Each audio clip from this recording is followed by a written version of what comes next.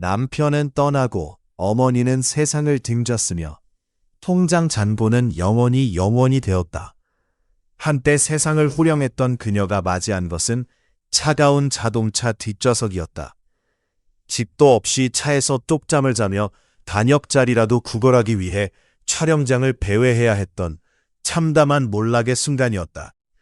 젊은 시절 세상의 무서움을 모르고 부렸던 오만과 방탕함이 그녀에게 청구한 대가는 너무나 가혹했다. 이 기구한 운명의 주인공은 바로 1970년대 안방극장을 장악했던 배우 허진이었다. 돈을 물쓰듯 하던 그녀가 정확히 30년 후 서울의 어느 허름한 주차장에 세워진 낡은 소형차 안에서 웅크린 채 발견될 줄 누가 알았겠는가. 주머니에 남은 돈은 단 700원. 편의점 컵라면 하나조차 살 수 없어 며칠을 굶주려야 했던 비참한 신세가 된 것이다. 방송국 복도에 나타나면 모두를 떨게 만들던 여왕에서 배고픔을 달래기 위해 수돗물로 배를 채우는 노숙자로 전락한 그녀. 과연 인생은 이 오만했던 여인에게 얼마나 끔찍하고 가혹한 징벌을 내린 것일까? 허진이라는 이름을 이해하기 위해서는 먼저 1970년대 연대라는 시대적 배경과 당시 대중문화의 흐름을 읽어야 한다. 1970년대는 한국 방송사의 춘추 전국 시대이자 TV가 안방극장의 절대적인 지배자로 군림하기 시작한 시기였다. 특히 당시 삼성그룹 계열이었던 TBC의 위상은 지금의 지상파 3사를 합친 것보다 더 강력했다고 해도 과언이 아니다. 세련된 기획력, 막대한 자본, 그리고 당대 최고의 스타들을 독점하다시피 했던 TBC는 유행의 산실이자 스타 탄생의 요람이었다. 그 시절 대중이 열광하던 미인상 역시 급격히 변화하고 있었다. 1960년대까지만 해도 최은희나 김지미로 대표되는 단아하고 한국적인 고전미가 미의 기준이었다. 참하고 인내심 강하며 비련의 여주인공에 어울리는 얼굴들이 사랑받았다. 하지만 70년대에 접어들며 경제가 성장하고 서구 문물이 급격히 유입되자 대중은 새로운 얼굴을 갈망하기 시작했다. 자기 주장이 강해 보이고 도회적이며 이목구비가 뚜렷한 소위 서구형 미인의 시대가 도래한 것이다. 1942년 전남 영광에서 6남매의 막내딸로 태어난 허옥숙, 훗날 허진이라 불리게 된 그녀는 이 새로운 시대가 요구하는 완벽한 피사체였다. 어린 시절부터 그녀의 미모는 동네를 넘어 지역 전체에 소문이 자자했다. 크고 맑은 눈망울, 오뚝한 코, 그리고 무엇보다 당시 한국 여성들에게서는 찾아보기 힘든 묘한 도도함과 관능미가 서려 있었다. 그녀가 1971년 TVC 11기 공채 탤런트 시험장에 들어섰을 때 심사위원들은 단번에 직감했다. 물건이 나타났다고. 그해 TVC 공채 11기는 전설의 기수였다. 훗날 김민 배우가 된 김영철, 야성미 넘치는 카리스마의 이덕화, 그리고 영원한 공주님 김자욱이 모두 그녀의 동기였다. 쟁쟁한 경쟁자들 사이에서 허진의 존재감은 유독 독보적이었다. 보통 신인 배우들이 거치는 행인일, 다방 종업원 같은 단역 시절은 허진에게 해당 사항이 아니었다. 데뷔와 동시에 그녀는 드라마의 주요 배역을 꿰찼고 브라운관의 얼굴을 비추자마자 시청자들의 문의 전화가 방송국으로 쇄도했다. 저 서구적으로 생긴 신인 여배우가 도대체 누구냐는 것이었다. 특히 그녀의 라이벌로 자주 거론되었던 고 김자욱과의 관계는 70년대 연예계의 가장 흥미로운 관전 포인트 중 하나였다. 김자욱이 부호 본능을 자극하는 청순 가련형의 대명사로 눈물의 여왕으로 사랑받았다면 허진은 정반대의 대척점에 있었다. 그녀는 당당했고 때로는 표독스러울 정도로 강렬했으며 부잣집 외동딸이나 성공한 커리어 우먼 같은 역할에 찰떡같이 어울렸다. 대중은 이 두 사람을 비교하며 열광했고 방송국 역시 두 사람을 경쟁적으로 캐스팅하며 시청률 고공행진을 이어갔다. 1975년은 허진의 해였다. 드라마를 통해 그녀는 신인상을 거머쥐었고 TV 연기대상, 최우수 연기상까지 수상하며 명실상부한 톱스타의 자리에 올랐다. 영화계의 러브콜도 빗발쳤다. 맨발의 억순이, 망명의 늪 같은 작품들이 연이어 히트하며 그녀는 TV와 스크린을 동시에 장악했다. 당시 그녀의 인기는 단순히 연기를 잘하는 배우 수준을 넘어섰다. 그녀가 입고 나오는 옷, 화장법, 헤어스타일은 다음 날이면 명동거리를 뒤덮는 유행이 되었다. 돈은 갈퀴로 긁어모으듯 들어왔고 출연료는 당대 최고 수준이었다. 허진은 자신의 성공을 숨기지 않았다. 당시로서는 드물게 외제 승용차를 직접 몰고 다니거나 기사를 대동했고 백화점에 가서 가격표도 보지 않고 옷을 쓸어 담는 모습은 호사가들의 입방아에 올랐다. 하지만 대중은 그런 그녀의 모습조차 스타의 특권이라 여기며 동경했다. 그녀는 젊었고 아름다웠으며 무엇보다 거칠 것이 없었다. 이 시기 허진이 느꼈을 도취감은 짐작하기 어렵다. 20대 중반에 대한민국 최고 자리에 올랐다는 사실, 자신의 손짓 하나에 수많은 사람이 움직인다는 권력감, 그리고 마르지 않을 것 같은 부의 샘물. 그녀는 자신이 특별한 존재라고 확신했다. 남들과 다른 결에서 온 존재, 범접할 수 없는 여왕이라고. 그러나 그녀는 몰랐다. 이 눈부신 황금기가 사실은 그녀를 파멸로 이끌 독이 든 선배였다는 것을. 너무 일찍 찾아온 성공은 그녀에게 겸손을 배울 시간을 주지 않았고 넘쳐나는 돈은 그녀에게 절실함을 알지 못하게 했다. 그녀 내면에는 서서히 그러나 확실하게 괴물이 자라나고 있었다. 세상 무서운 줄 모르는 오만함, 타인의 감정을 배려하지 않는 독선, 그리고 자신을 맹목적으로 떠받드는 어머니에 대한 기형적인 의존심이 뒤엉켜 거대한 시한폭탄이 되어가고 있었다. 방송국 복도에서 선배 배우를 봐도 고개만 까딱하고 지나가기 일쑤였고 마음에 들지 않는 배역이 들어오면 대본을 집어던졌다. 스태프들이 그녀 눈치를 보며 밥도 제대로 먹지 못할 때 허진은 혼자 우아하게 최고급 식사를 즐겼다. 나는 스타니까 이 정도 대우는 당연해. 그녀는 그렇게 생각했다. 하지만 그녀 등 뒤에서 방송 사람들은 수군거리기 시작했다. 허진, 저러다 큰 코 다치지. 오래 못 갈 거야. 불길한 예엔들이 마치 저주처럼 그녀 머리 위를 맴돌았지만 찬란한 조명에 눈먼 그녀는 그 검은 그림자를 전혀 감지하지 못했다. 가장 높이 올랐던 순간 추락을 위한 카운트다운은 이미 시작되고 있었다. 방송국 스튜디오, 무거운 철문이 열리고 그녀가 들어서는 순간 현장의 공기는 얼어붙었다. 수십 명의 스텝, 대선배 연기자들, 호랑이 같은 감독조차 그녀 등장을 숨죽여 지켜봤다. 약속 시간은 한참 지난 뒤였지만 그녀 입에서는 죄송하다는 말이 나오지 않았다. 오히려 차가 너무 막혀 짜증난다. 내 대본 어디 있느냐? 라며 매니저 역할을 하던 어머니를 턱으로 가리켰다. 그녀는 자신이 늦은 것이 아니라 세상이 자신을 기다리는 게 당연하다고 생각했다. 이게 1970년대 후반 pop스타 허진의 민낯이었다. 당시 그녀 별명은 방송가 시한폭탄이었다. 언제 어디서 어떻게 터질지 모르는 기분브라 행동 탓이었다. 드라마 촬영은 거대한 오케스트라와 같아 조명, 음향, 소품, 단역 배우 등 수백 명의 후흡이 딱 맞아야 성과가 나온다. 하지만 허진에게 촬영장은 자신을 돋보이게 하기 위한 무대일 뿐이었다. 그녀는 거대한 오케스트라 지휘자가 감독이 아니라 자신이라 착각했다. 가장 안면 높은 사건 중 하나는 무단 이탈이었다. 감정신을 앞두고 감독이 연기 톤을 지적하거나 대기 시간이 길어지면 그녀는 참지 않았다. 오늘 기분 잡쳐서 못하겠다며 분장도 지우지 않고 외제차를 몰고 집으로 가버렸다. 남겨진 수십 명 스태프와 상대 배우들은 멍하니 자리를 바라보며 망연자실해야 했다. 그날 촬영 스케줄은 펑크났고 제작비는 허공으로 날아갔지만 그녀는 개의치 않았다. 방송국 국장 간부가 전화를 걸어 달래고 작가가 대본을 수정해서 비위를 맞춰야 겨우 다음날 촬영장에 나타났다. 동료 배우들, 특히 선배들에게도 그녀 태도는 도를 넘었다. 당시 연예계는 위계질서가 엄격했지만 허진에게 선배는 나보다 인기 없는 늙은 배우일 뿐이었다. 대기실에서 다리를 꼬고 앉아 선배가 들어와도 인사하지 않고 눈길조차 주지 않았다. 리허설 때는 대사를 대충 흘리며 상대방 길을 빼놓기 일쑤였다.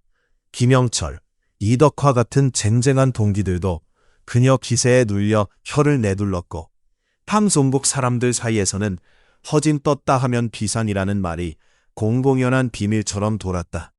도대체 그녀는 왜 그토록 오만했을까? 단순히 인기가 많아서일까? 물론 젊은 나이에 얻은 엄청난 부와 명예가 그녀 눈을 가린 것은 사실이다. 하지만 그 내막을 더 깊이 파고들면 그녀 인생을 지배했던 또 하나의 그림자, 바로 어머니를 마주하게 된다. 허진의 오만은 역설적으로 지독한 의존에서 비롯된 것이다. 652. 전쟁으로 남편을 잃고 홀로 6남매를 키운 허진 어머니에게 막내딸 허진은 아픈 손가락이자 자신의 인생을 보상받을 유일한 트로피였다. 어머니는 딸 배우 성공 위해 모든 걸 갈아넣었다. 매니저 개념조차 희미 하던 시절, 어머니는 딸 그림자가 되어 24시간 함께했다. 촬영장 운전부터 의상 코디, 식사 수발, 방송국 관계자 로비까지 어머니 손을 거치지 않는 게 없었다. 문제는 이 사랑이 너무 맹목적이었다는 점이다.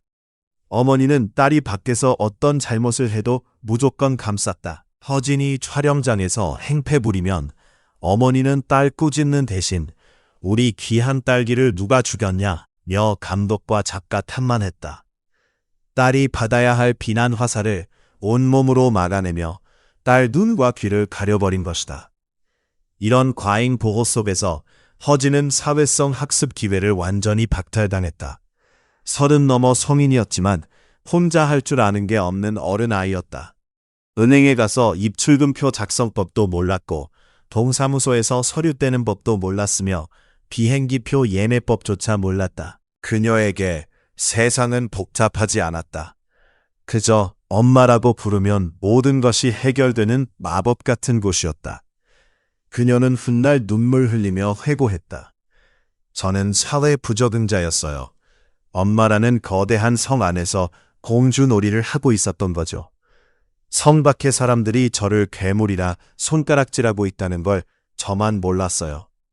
그녀는 자신이 특별 대우받는 게 능력 때문이라 믿었지만 사실 주변 사람들이 어머니를 봐서 혹은 더러워서 피한다는 것을 몰랐다. 1978 and 1979 시대는 격변하고 있었다. 박정희 대통령 서거와 함께 정치적 혼란이 찾아왔고 1980년 언론 통폐합으로 그녀 친정 TBC가 KBS로 흡수 통합되는 역사적 사건이 벌어졌다. 방송기 지각 변동은 허진에게 치명타였다. 든든한 울타리 사라지고 KBS 공영방송으로 편입되면서 더 이상 그녀 음속 받아줄 사람은 없었다. 새 시스템 속 PD 제작진은 효율성과 규율 중시했다. 톱스타라도 약속 어기거나 분위기 해치면 가차없이 돌려보내는 살벌한 분위기였다. 하지만 허진은 여전히 과거 영광에 취해 달라진 공기 잃지 못했다. KBS 드라마 촬영장에서도 지각과 불성실 태도는 계속됐고 제작진 인내심은 임계점 향해 치달았다. 저 배우 더 이상 안 되겠다. 누군가 총대 맨 건 아니었지만 방송국 PD들 사이 암묵적 합의가 이뤄졌다. 블랙리스트란 문서가 존재하진 않았지만 그보다 미소운 침묵 카르텔이 작동했다. 드라마 캐스팅 회의 때 허진 이름 거론되면 PD들은 고개 저었다. 연기는 잘하는데 리스크 너무 커서 스태프들 다 도망가. 대체할 배우도 있는데 굳이. 섭외 전화는 하루아침에 뚝 끊겼다. 집으로 배달되지 않는 날이 늘어갔다. 처음에는 내가 좀 쉬니까 다들 안달 났겠지 라 생각했다. 자존심 때문에 먼저 전화를 걸어 배역 달라고 할 수도 없었다. 하지만 일주일이 한 달 되고 한 달이 1년 되자 서서히 불안감 느끼기 시작했다. 그럼에도 현실 부정했다. 내가 누군데? 대한민국 허진이다. 잠깐 이러다 말겠지. 나 없으면 드라마 안 돌아가는데 지들이 어쩔 거야. 텅 빈 거실에서 어머니에게 신경질 내며 오지 않는 전화 기다렸다. 그녀 없어도 드라마는 계속 만들어졌고 새로운 스타들은 끊임없이 탄생했다. 정윤이, 장미희, 유지인 같은 신트로이카가 브라운관 장악하며 허진 자리 소리 없이 지워졌다. 이때 인생 송두리째 뒤흔든 결정적 사건 발생했다. 방송 사실상 퇴출당해 불안한 나날 보내던 그녀에게 한 남자가 다가온 것이다. 화려한 톱스타 외로움과 불안을 파고든 그 남자는 달콤한 위로와 장밋빛 미래에 약속했다. 당신은 배우 일만 해. 나머지는 내가 다 책임질게. 어머니 그늘 아래 평생 의존하며 살아온 그녀에게 그 말은 거부할 수 없는 구원 같았다. 허진은 배우로서 재기를 도모하는 대신 도피하듯 결혼을 택했다. 1982년 결혼 소식은 신문 일면을 장식했다. 사람들은 그녀가 행복한 가정 꾸려 잘 살길 바랐으나 그 결혼은 인생 나락으로 떨어뜨리는 급행열차 티켓이었다. 그녀가 평생 모은 막대한 현금, 보석, 부동산을 노리고 접근한 덫이었다는 것을 순진한 허진은 꿈에도 몰랐다. 겨울 직장 웨딩드레스 입고 환히 웃는 허진 사진은 가슴 아린다. 저 웃음 뒤에 끔찍한 배신과 고통이 기다린 것을 우리는 알고 있기 때문이다. 20년 침묵의 긴 어둠 시작점이었다. 그녀가 쌓아 올린 오만탑 무너진 자리에 타인에 의한 배신이라는 또 다른 재난이 덮어 씌워졌다. 가장 화려한 별이 가장 어두운 늪으로 발을 내딛는 순간, 진짜 고난은 이제부터 시작이었다. 1982년 신문 연예년 1면은 온통 허진 결혼 소식으로 도배됐다. 화려한 웨딩드레스 입고 부케를 든 그녀 표정은 세상 다 가진 듯 행복해 보였다. 대중은 방송 활동 뜸해진 이유가 결혼 준비 때문이라 짐작했고 안정된 가정 꾸릴 것이라 축복했다. 하지만 결혼식은 허진 인생 처참한 비극 서막, 예고편에 불과했다. 그녀가 택한 결혼은 사랑의 결실이라기보다 도피에 가까웠다. 방송국에서 자신 찾는 전화 끊기고 동료들 하나둘 외면하기 시작하자 그녀가 느낀 공포와 고립감은 상상 초월이었다. 평생 주인공으로 살아온 그녀에게 잊혀진다는 것은 죽음보다 더한 고통이었다. 그때 나타난 남자는 완벽한 도피처럼 보였다. 방송 안 해도 돼. 내가 너를 여왕처럼 모실게. 달콤한 속삭임은 벼랑 끝 몰린 그녀가 잡을 수 있는 유일한 동화줄이었다. 그러나 그 동화줄은 썩은 줄이었다. 결혼 생활은 시작부터 삐걱거렸다. 허진은 훗날 그 시기를 지옥 같았다고 회상했다. 꿈꾸던 결혼 생활은 남편 사랑받으며 우아하게 쇼핑하고 여행 다니는 삶이었지만 현실은 냉혹했다. 남편은 구원자가 아니었다. 성격 차이는 몇 주 만에 극명하게 드러났고 서로 이해 부족은 매일 밤 고성과 다툼으로 이어졌다. 특히 그녀 괴롭힌 것은 남편이 그녀 자체를 사랑한 게 아니라 톱스타 허진이라는 배경과 재산을 사랑했다는 의심이 확신으로 바뀌는 순간들이었다. 허진은 온실 속 화초였다. 사람 보는 눈 없었고 세상 물정 어두웠다. 남편 말 한마디 행동 하나에 상처받았지만 지혜롭게 해결할 능력이 없었다. 어머니가 모든 방패막이 되어주던 시절과 달리 결혼 생활은 그녀 혼자 감당해야 할 전쟁터였다. 결국 결혼 생활은 13개월 만에 파경을 맞았다. 누군가에겐 신혼의 달콤한 시간이었지만 허진에겐 인생 송두리째 부정당하는 시간이었다.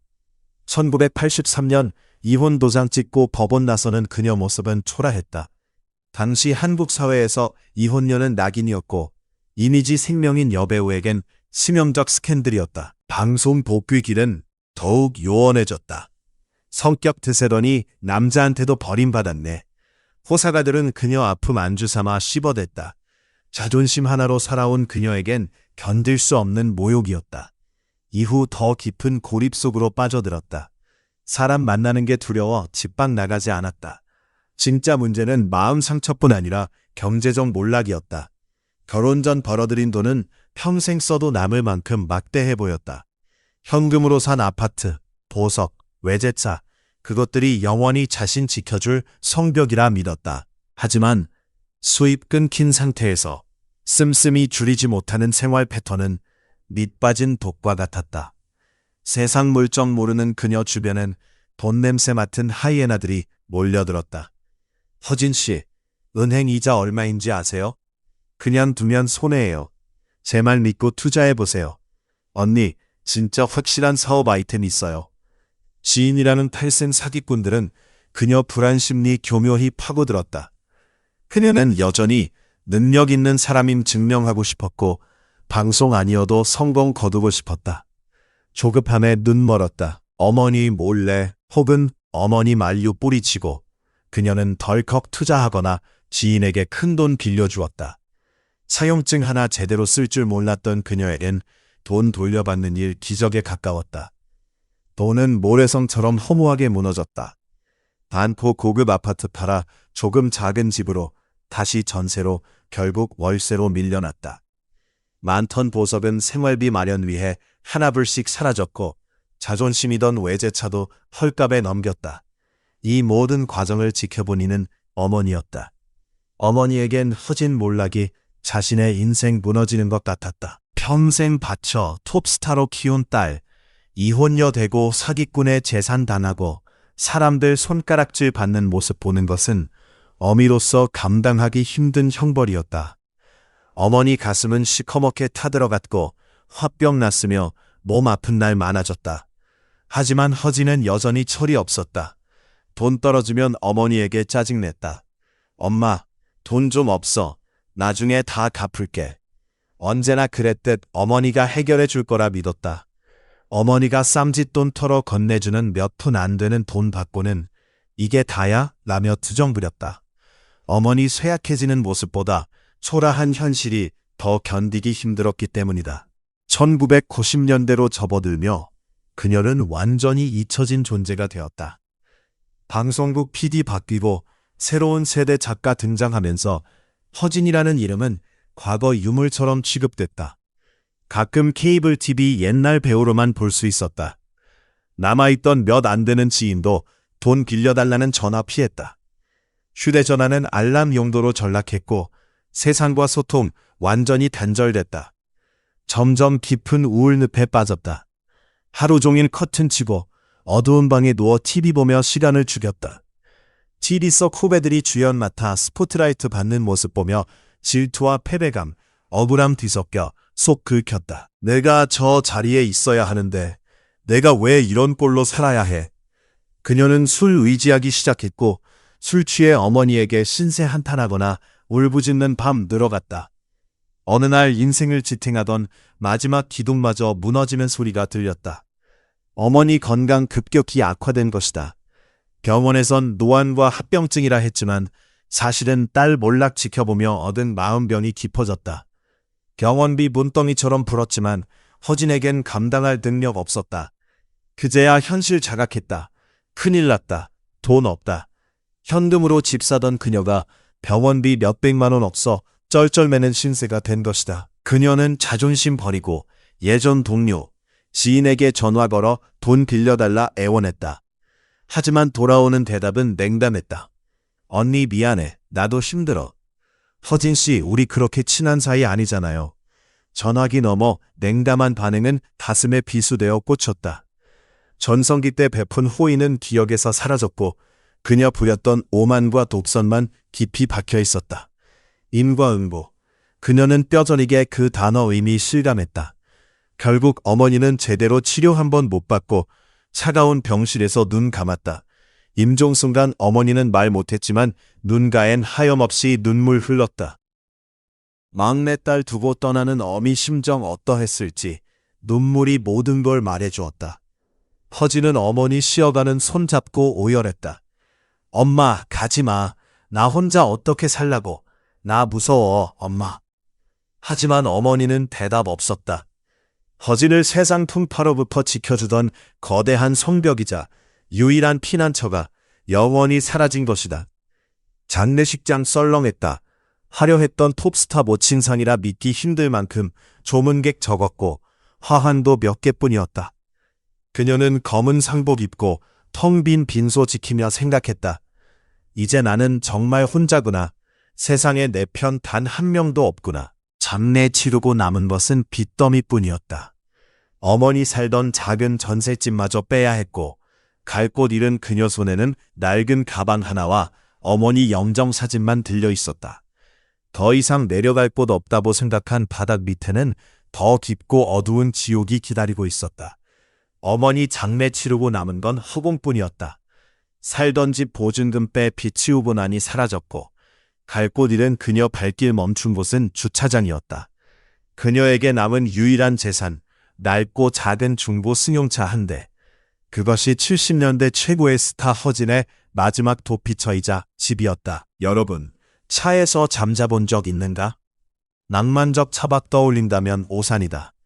쫓기듯 시작된 차 안 생활은 생존 위한 처절한 몸부림 그 자체였다. 두 다리 뻗을 수도 없는 비좁은 뒷좌석, 한겨울 창문 틈으로 칼바람 스며들어 뼛속까지 시렸다. 한여름 찜통 더위에 숨턱 막혔다. 씻는 것은 공중 화장실에서 난 눈치 보며 도둑 고양이처럼 해결해야 했다. 화장실 거울 속 몰골 볼 때마다 소스라치게 놀랐다.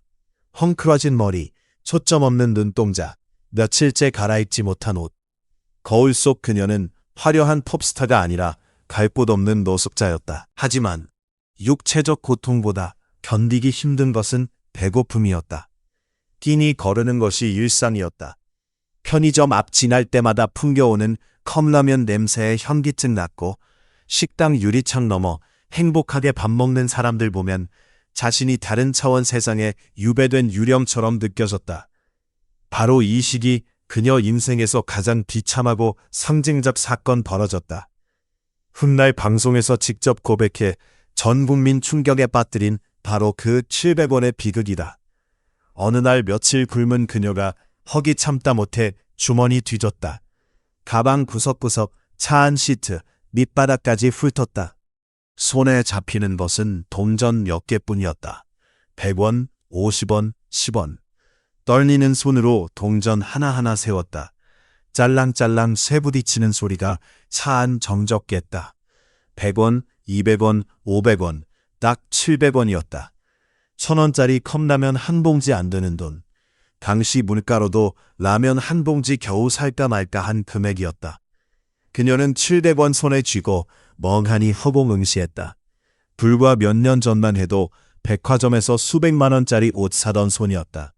현금 뭉치 들고 집 사던 손이었다. 그런데 지금 손바닥 위 700원이 그녀 가진 전부였다. 기막힌 현실 앞에서 울음조차 나오지 않았다. 그녀는 700원을 쓸 수 없었다. 쓰면 빈털터리가 된다는 공포, 내일은 10원 하나 없을지도 모른다는 두려움이 그녀를 짓눌렀다. 결국 700원을 부적처럼 쥐고 일주일 버티기로 결심했다. 말은 버티는 것이지만 서서히 죽어가는 것이었다. 배고프면 공원 수돗물 마셨다. 물 너무 많이 마셔 속 울렁이고 토할 것 같았지만 텅 빈 위장 꼬르륵 소리 잠재울 방법은 그것뿐이었다. 허기져 차 안 누우면 천장에 헛것 보였다. 김이 모락모락 나는 쌀밥, 어머니가 끓여주던 된장찌개, 팬들이 보내주던 간식. 환영은 손 뻗으면 닿을 듯 생생했지만 눈 비비면 차가운 천장만 그녀 내려다봤다. 자존심 때문에 구걸은 죽어도 못했다. 아는 사람의 전화 한 통만 하면 밥 한 끼 얻어먹을 수 있었을지 모른다. 하지만 허진이라는 이름 가진 마지막 자존심. 비록 다 찢어지고 너덜너덜해졌어도 그것 하나만은 놓을 수 없었다. 내가 누군데, 내가 허진인데 밥 구걸해. 굶어 죽을지언정 동정받기 싫었다. 그녀는 철저히 자신 숨겼다. 창문에 신문지 붙여 안 보이게 만들고 사람들이 지나가면 숨소리 죽이고 웅크렸다. 세상에서 잊히는 게 두려웠던 그녀가 세상이 자신 발견할까 두려움에 떨었다. 그렇게 차 안에서 보낸 시간은 인간 허짐 완전 파괴되는 시간이었다. 영양실조로 머리카락 한 움큼씩 빠지고 피부 거칠어졌으며 눈빛은 생기 잃고 탁해졌다. 무엇보다 무너진 것은 정신이었다. 끝없는 고립과 굶주림은 그 녀석 이성을 앗아갔다. 혼자 중얼거리는 시간이 늘었다. 엄마, 나 배고파. 엄마, 밥 줘. 감독님, 저 촬영 갈 수 있어요? 저 아직 예쁘죠? 현실과 환상 오가는 조현 증세가 찾아왔다. 차창 밖 지나가는 행인이 자신 비웃는 것 같아 소리 지르기도 했고 없는 전화 붙들고 누군가와 던지는 척도 했다. 스스로도 미쳐가고 있음을 느꼈지만 멈출 수 없었다. 깊은 밤 차한 냉기 속에서 죽음을 생각했다. 이렇게 살아서 뭐하나? 엄마도 갔는데 나도 따라갈까? 한강에 뛰어들까? 그냥 조용히 약 먹을까? 자살 충동은 매일 밤 악마처럼 그녀를 유혹했다. 차라리 눈 감고 다시는 깨어나지 않길 간절히 바랐다. 삶은 고통이었고 희망은 사치였다. 한때 대한민국 호령하던 여배우가 강남 화려한 불빛 멀리 보이는 어두운 주차장 구석에서 생애 끈 놓으려 했다. 손에는 여전히 쓰지 못한 700원 동전 차갑게 식어 있었다. 하지만 죽는 것도 마음대로 되지 않았다. 칠흑 같은 어둠 속에서 그녀 붙잡은 것은 아이러니하게도 그녀 망가뜨렸던 그러나 누구보다 사랑했던 어머니 목소리였다. 환상이었을까? 꿈이었을까? 옥수야, 살아야지. 네가 어떻게 컸는데 밥 먹어라 내 새끼. 어머니 목소리 들릴 때마다 그녀는 엉엉 울었다. 차 안이 떠나갈 듯 통곡했다. 죽고 싶을 만큼 괴로웠지만 죽을 용기조차 없는 자신 비참해 울었고 배고파 울었고 엄마 보고 싶어 울었다. 눈물 말라 더 이상 나오지 않을 때까지 울고 나면 기진맥진해 다시 잠들었다. 그때 그녀는 바닥 깊이를 뼈저리게 느꼈다. 바닥치면 올라올 수 있다고들 하지만 그녀가 떨어진 곳은 바닥 없는 늪이었다. 발버둥 칠수록 더 깊이 빠져드는 늪. 누군가 도움 없이는 절대 빠져나올 수 없는 절망 구렁텅이였다. 그러던 어느 날 기적처럼 혹은 운명처럼 한 줄기 빛이 늪으로 내려왔다. 그녀 비참한 소식 풍문으로 들은 한 지인이 그녀 찾아낸 것이다. 꽤 죄한 몰골로 차 안 옹크리고 있는 그녀 발견했을 때 지인은 말을 잇지 못했다. 언니, 이게 무슨 꼴이야? 오랜만에 먹는 따뜻한 국밥 한 그릇. 뜨거운 국물 식도 넘어가는 순간 허진 온몸 세포가 다시 깨어나는 걸 느꼈다. 그리고 깨달았다. 아, 나 살고 싶구나. 나 정말 살고 싶었구나. 짐승처럼 허겁지겁 밥 먹으며 그녀는 다짐했다. 다시는 700원 지옥으로 돌아오지 않겠다고. 무슨 짓 해서라도 다시 일어서겠다고. 하지만 재기의 길은 멀고 험난했다. 20년 공백, 망가진 외모, 여전히 남아있는 방송과 차가운 시선, 무엇보다 자신이 변해야 했다. 오만했던 톱스타 허진은 죽어야 했다. 그래야 인간 허옥숙이 살 수 있었다. 이제 그녀는 생존 위해, 속죄 위해 다시 세상 밖 발 내디딜 준비를 시작했다. 더 이상 주인공 아니어도 좋았다. 지나가는 행인 하나라도 좋았다. 카메라 앞 다시 설 수만 있다면 영혼이라도 팔 수 있을 것 같았다. 가장 낮은 곳에서 다시 시작된 그녀 인생. 그 처절하고 눈물겨운 도전기가 펼쳐진다. 지인의 도움으로 차에서 나와 밟은 땅은 차갑지만 단단했다. 그녀가 안내받은 곳은 서울 관악구 한 비탈진 동네에 있는 실평 남짓 월세방이었다. 한때 반포 50평 아파트 거실보다 못한 크기였다. 창문 열면 옆집 코안 막혀 햇빛 제대로 들지 않았다. 곰팡이 냄새 짙게 밴 벽지, 누군가 쓰다 버린 낡은 장롱 하나가 가구 전부였다. 허진은 방 들어서자마자 주저앉아 펑펑 울었다.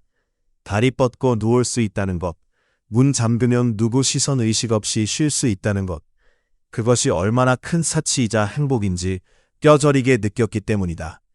감사합니다. 정말 감사합니다. 이제 사람처럼 살겠습니다. 그녀는 차가운 방바닥 머리 찌르며 기도했다. 700원 공포 벗어났다는 안도감과 함께 진짜 달라져야 한다는 절박함이 온몸 휘감았다. 하지만 재기는 말처럼 쉽지 않았다. 20년은 강산 2번 바뀌는 시간이다. 방송과 트렌드는 빛속도 변했고 그녀 기억하는 사람들은 현장 떠났거나 높은 자리 올라 만나기 힘들었다. 가장 큰 적은 방송과 뿌리 깊게 박힌 그녀 낙인이었다. 허진, 연기 잘하지. 근데 성격 알잖아. 펑크 도망가면 어쩔 거야. 요즘 애들도 말 안 들어서 골치 아픈데 굳이 시한폭탄 안고 갈 필요 있어? 그녀 용기 내 돌린 전화기 넘어 냉소적 반응만 돌아왔다. 오디션 기회조차 없었다. 그녀는 잊힌 과거 영광일 뿐 현재 가치는 리스크 덩어리였다. 생활고 여전했다. 기초생활수급자가 되어 정부 지원금으로 근근히 버텼다. 편의점 아르바이트도 해보려 했지만 얼굴 알려져 쉽지 않았다. 손님 들어와. 저 아줌마 옛날 탤런트 허진 아니야? 꼴이 왜 저래? 수근거리면 그녀는 쥐구멍 찾고 싶어 도망치듯 일 그만뒀다. 자존심 버렸다고 생각했지만 아직 남아있는 안량한 자존심이 발목 잡았다. 그렇게 또 절망 스멀스멀 올라올 때 그녀 인생 진정한 구원자가 등장했다. 강부자 씨는 허진 TBC 직속 선배였다. 전성기 시절 날뛰던 허진을 유일하게 안타깝게 바라보며 따끔히 충고해준 선배였다. 허진 몰락 소식 듣고 누구보다 가슴 아파하며 그녀 위해 발벗고 나섰다. 어느 날 강부자 씨가 허진 찾아와 헬쑥해진 손 잡고 말했다. 너 이렇게 죽을래? 다시 해야지. 내가 도와줄 테니까 이번엔 진짜 정신 차려. 그 말은 단순 위로 아니었다. 강부자 씨는 자신의 신용과 명예 걸고 방송국 관계자 설득했다. 특히 2013년 김수현 작가 드라마 3번 결혼하는 여자 캐스팅 당시 강부자 씨는 김수현 작가 찾아가 읍소에 가까운 부탁했다.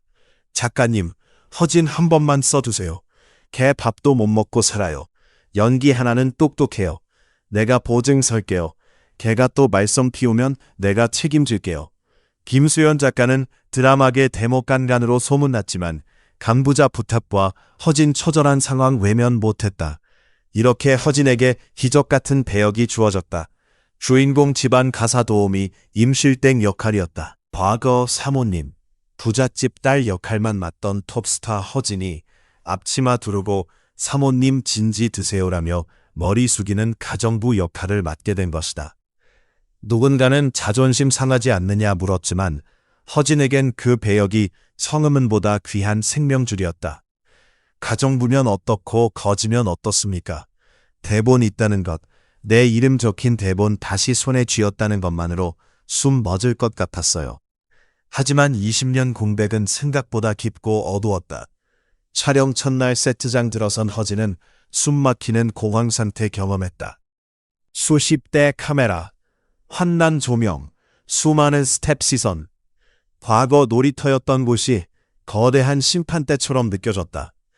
실수하면 안 돼. 여기서 실수하면 나는 끝이야. 강부자 언니 얼굴에 먹칠하면 안 돼. 강박감 그녀 몸 마비시켰다. 대사 생각나지 않았다. 입술 바들바들 떨리고 식은땀 비오듯 쏟아졌다. 엔젤가 났다. 한 번, 두 번, 세 번. 감독 표정 굳어지고 스텝 한숨 소리 들렸다. 영 잘한다더니 왜 저러지? 감 떨어졌네. 수근거린 들린 듯 했다. 그녀는 훗날 고백했다. 그때 정말 도망치고 싶었다. 예전 같았으면 나 안 하겠다며 뛰쳐나갔을 것이다. 하지만 이번엔 달랐다. 도망칠 곳 없었다. 뒤엔 700원 지옥 기다리고 있었으니까. 제작진 사이에선 허진 하차시켜야 한다는 말까지 나왔다. 그때 다시 강부자 씨가 나섰다. 허진 따로 불러 따뜻한 밥 먹이며 다독였다. 너 쫄지 마. 너 허진이야. 옛날 날리던 허진. 그냥 편하게 해. 내가 옆에 있잖아. 김수현 작가도 대본으로 그녀 힘 실어주었다. 임실댁 분량 조금씩 늘려 현장 적응 배려했다. 그녀는 주어진 역할을 다해 버텼다. 집에 돌아오면 대본 끌어안고 잤고 화장실 밥 먹으면서도 대사 중얼거렸다. 촬영장엔 누구보다 일찍 도착했다. 과거 지각 대장 1위였던 그녀가 제일 먼저 도착해 대기실 청소하고 스태프들에게 90도로 허리 숙여 인사했다. 안녕하세요. 허진입니다. 잘 부탁드립니다. 부족하지만 열심히 하겠습니다. 그녀 허리 굽힐 때마다 과거 오만했던 허진 조금씩 죽어갔다. 예전 눈길 주지 않던 막내 스태프에게 따뜻한 캔커피 건네며 고생 많죠? 말 건네는 모습에서 사람들은 그녀 변했다. 완전히 다시 태어났다고 느꼈다. 점차 그녀 영의 세포가 깨어났다. 임실댁 특유 고소한 사투리와 능청스러운 연기 살아나 시청자 반응 오기 시작했다. 저 가정부 아줌마 누구야? 연기 진짜 찰진데. 저 사람 허진 아니야? 연기력은 여전하네. 드라마 게시판에 그녀 칭찬들 하나둘씩 올라오자 허진은 모니터 앞에서 하염없이 눈물 흘렸다. 악플도 무플도 아닌 연기 잘한다는 칭찬, 배우로서 이보다 더한 감동은 없었다. 그녀는 비로소 자신이 살아있음을 느꼈다. 50평 아파트, 외제차, 700원 컵라면보다 더 간절했던 인정을 다시 받았다. 이 드라마 성공적 복귀는 그녀에게 단순한 일자리 이상의 의미였다. 사회 복귀 위한 신분증과 같았다. 허진이 달라졌다더라. 이제 쓸만하더라는 소문 방송계에 퍼지기 시작했다. 닫혔던 문들이 하나둘씩 삐걱거리며 열리기 시작했다. 하지만 진정 시험은 아직 남아있었다. 드라마에서 조연 감초 역할이 아닌 배우로서 존재감, 스크린에 폭발시켜야 할 순간이 다가왔다. 2016년 대한민국 거장 나홍진 감독이 그녀 찾아왔다. 영화 곡성이 그녀 인생에 또 다른 획 긋게 될 줄 아무도 몰랐다. 나홍진 감독은 허진 눈빛에서 무언가 보았다. 삶 밑바닥 경험한 사람만이 가질 수 있는 휑하면서도 깊은 눈동자, 신경질적이면서도 처연한 분위기, 연기로 만들 수 없는 고통 세월 조각한 진짜 얼굴이었다. 선생님, 이 역할은 선생님 아니면 안 됩니다. 주인공 종부 장모 역할이었다. 비중 크지 않았지만 영화 기이한 분위기 조성에 없어선 안 될 중요한 캐릭터였다. 허진은 두려움과 설렘 반반으로 제이 수락하고 전남 곡성 촬영장으로 향했다. 그곳에서 또 한 번 자신의 한계 시험했다.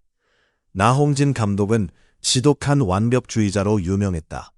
한 장면 수십 번, 수백 번 다시 찍기로 악명 높았다. 70대 가까운 노장 배우에게도 예외 없었다. 진흙탕 구르고 산길 뛰고 감정 극한까지 몰아붙이는 촬영 이어졌다. 세력 바닥나고 몸살 났지만 허진은 불평 한마디 없었다. 예전 같았으면 감동 미쳤어, 나 안 해 소리쳤을 상황에서도 묵묵히 다시 할게요 외쳤다. 마음속엔 단 하나뿐이었다.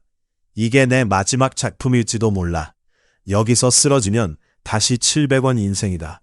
절박함 스크린에 고스란히 담겼다. 영화에서 닭 뜯어먹는 장면, 멍한 문으로 사위 바라보는 장면에서 보여준 연기는 소름 끼칠 정도로 리얼했다. 관객들은 전율했다. 저 할머니 배우 누구야? 진짜 무단 아니야? 라는 반응까지 나왔다.